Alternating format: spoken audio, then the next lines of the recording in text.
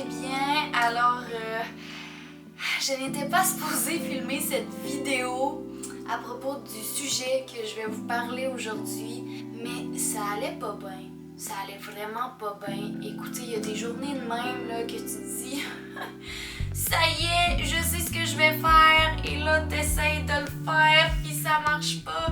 Ben c'est ma journée aujourd'hui. Mais pour rendre le désagréable à l'agréable, habituellement on dit l'utile à l'agréable, mais j'ai un petit peu modifié cette phrase-là.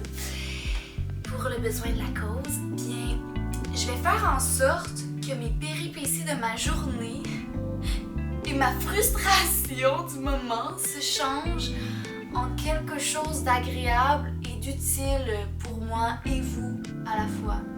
Donc si ça fait pas de sens, attends un petit peu, je vais tout clarifier ça.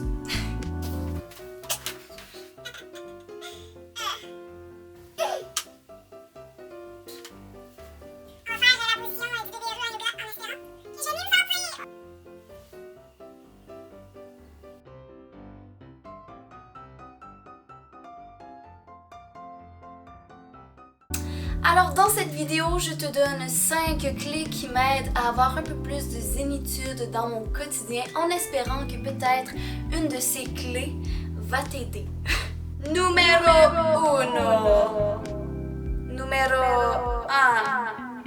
Faire de l'exercice, bouger son corps. Donc, dans mon introduction, tu m'as vu faire du yoga. C'est une forme d'exercice que j'aime appliquer dans mon quotidien parce que c'est modéré, c'est pas trop intense et surtout avec mon postpartum et ma santé qui...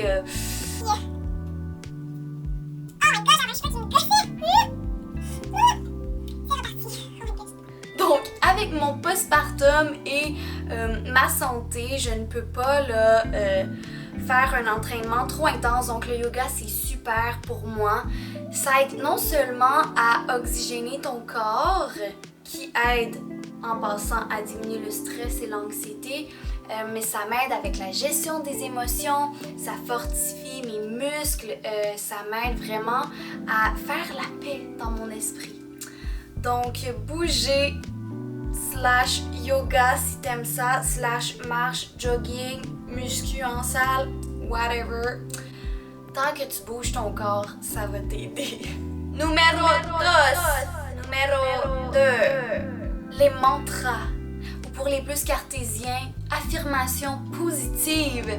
Savais-tu que l'être humain apprend par la répétition, ce qui veut dire que plus tu répètes quelque chose dans ton esprit, désolée, ça me grattait, bien, tu vas finir par le faire ou devenir ce que tu penses. Et donc, les affirmations positives ou mantras, c'est une phrase positive que tu te répètes souvent afin de pouvoir t'en imprégner et devenir ce que tu veux. Par exemple, je m'aime et je suis confiante. C'est super simple, mais à force de te répéter ça, ça va t'aider à avoir plus confiance en toi et à t'aimer davantage. Bien sûr, il y a d'autres choses que tu dois faire. C'est pas seulement en te disant des petites phrases comme ça que ça va se passer, hein? Il y a quand même des limites, mais ça aide beaucoup. Numéro 3. C'est un peu en lien avec l'affirmation positive, mais c'est quelque peu différent. C'est de dire chaque jour ce pourquoi tu es reconnaissant. Même dans tes épreuves, si tu as besoin d'un petit vidéo sur la gratitude, eh bien, ça tombe bien, j'en ai fait un il y a quelques semaines, alors je te le mets quelque part ici dans la vidéo si tu veux aller y jeter un coup d'œil. Le fait de prendre le temps d'être reconnaissant, ça t'aide à concentrer sur ton énergie. Mon chat voulait de l'affection. Donc, concentrer ton énergie sur ce qui est beau, sur tes épreuves, et je m'explique. Concentrer ton énergie sur l'épreuve, mais ce que tu peux en tirer. Donc, il y a une différence entre te dire ma vie, c'est plate, c'est difficile, ou ok, oui, c'est difficile, mais qu'est-ce que je peux apprendre de ça? Qu'est-ce que je peux en retirer pour grandir? Et bien là, tu vas vraiment débloquer un coin de ton cerveau magique. Je dis un peu n'importe quoi en ce moment. Tout simplement, cette partie-là de ton cerveau va juste t'aider à être plus heureux. Hein? Si tu veux savoir quelle partie du cerveau, ben va écouter mon vidéo sur la gratitude. Je dis c'est quelle partie. Ça paraît-tu que je l'ai oublié? J'avais fait mes petites recherches avant de faire cette vidéo-là sur la gratitude. Numéro 4! Numéro 4!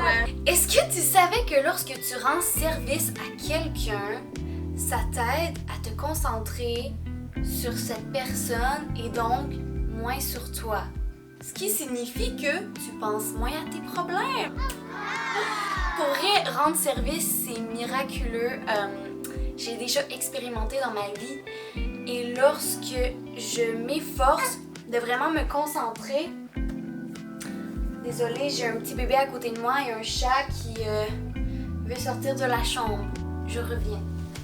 Donc ce que je disais, c'est que je l'ai déjà expérimenté dans ma vie et il y a quand même des limites à penser à son prochain. Je m'explique, ok? Avant que vous pensiez que je suis juste une personne égoïste qui pense à moi. Je le suis quand même un petit peu, je ne suis pas parfaite. Mais on doit apprendre à s'aimer, à se rendre service nous-mêmes avant d'aider son prochain. Il y a une image très connue qui est le masque d'oxygène dans l'avion lorsque tu fais un crash. Bien, tu vas prendre le temps de mettre le masque dans ton visage avant de le mettre à ton voisin qui est à côté de toi. Donc, il y a quand même des limites. Donc, si tu as vraiment besoin de prendre soin de toi parce que, par exemple, tu es malade ou tu es vraiment dans une situation particulière, bien, prends le temps de t'aider avant d'aider quelqu'un. Mais le plus souvent, quand on peut le faire, ça fait vraiment du bien de se changer les idées. Non seulement tu vas aider l'autre personne, mais ça t'aide à vraiment, juste être plus heureux. Tout simplement. J'élaborerai pas plus là-dessus, mais je pourrais en parler longtemps. Numéro 5! Tu fais 5? 5! Qu'est-ce que tu aimes faire qui te donne de l'énergie? Il y a quelque chose qu'on aime dans la vie, qu'à chaque fois qu'on va faire, ça va juste nous rebooster le système. Par exemple, moi, chanter, ça m'aide beaucoup. Il y a des moments là, d'ailleurs, je devrais faire ça aujourd'hui parce que c'est pas ma meilleure journée, c'est pour ça que je fais cette vidéo. Mais quand je me sens plus fatiguée ou que j'ai un down émotionnel, le fait de chanter, ça va m'énergiser. Le fait d'aller dans la nature ou de parler aux gens que j'aime et qui me respectent pour qui je suis à part entière, bien, ça m'aide énormément. Donc, ben, c'est ça quoi, hein? De prendre le temps de vraiment faire quelque chose que tu aimes chaque jour et de te le mettre dans ton horaire, ça aide vraiment. Et je mettrais dans la même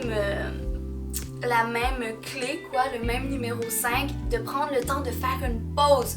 On est tellement dans un monde de performance, de rapidité aujourd'hui. Ça n'a pas d'allure. Ça n'a vraiment, vraiment pas d'allure.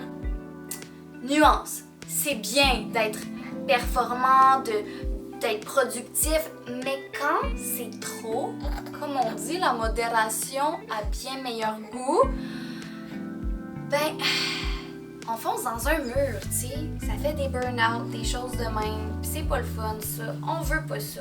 Hein? On veut pas ça, Adélia. Adélia, elle prend souvent des pauses, hein? Elle apprend beaucoup de choses, mais après elle dit « Oh, stop! Je relaxe. » Hein? Hein? Tu fais ça, toi? Oui, elle fait ça. Non, mais pour vrai, c'est un exemple, les bébés, parce qu'ils sont toujours en train d'apprendre. Ils ont tellement plein d'informations à chaque seconde à intégrer dans leur corps. Puis à un moment donné, ils sont juste comme stop.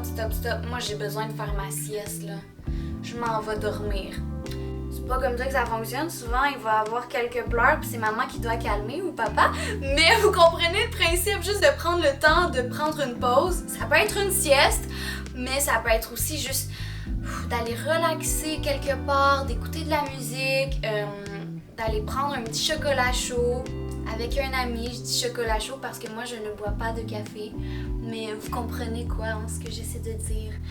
Donc, c'est pas mal ça. C'était ma petite vidéo pour vous donner du pep dans votre journée et vous inspirer à travers quelques clés pour avoir plus de joie et de zénitude et de calme dans votre vie. Ça faisait pas mal le tour. Donc, sur ce, j'espère que vous avez aimé cette vidéo. Si c'est le cas, n'oubliez pas de mettre un j'aime et de vous abonner avec la petite cloche pour ne manquer aucun contenu. Sur ce, Adélia et moi, on vous dit à très bientôt. Bye!